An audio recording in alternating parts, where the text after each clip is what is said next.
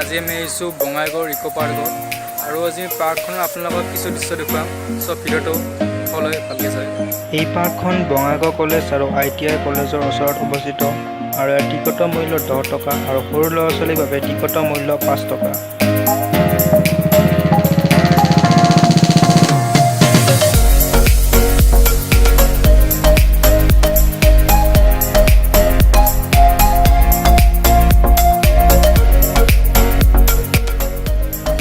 অসমৰ মুখ্যমন্ত্ৰী সৰ্বানন্দ সোণোৱালদেৱে 2017 চনৰ 10 ফেব্ৰুৱাৰী তাৰিখে ভাৰতৰত্ন ডক্টৰ ভূপেন হাজৰিকাৰ প্ৰতিমূৰ্তি আৰু টয় ট্ৰেইনৰ প্ৰজেক্ট উন্মোচন কৰিছিল।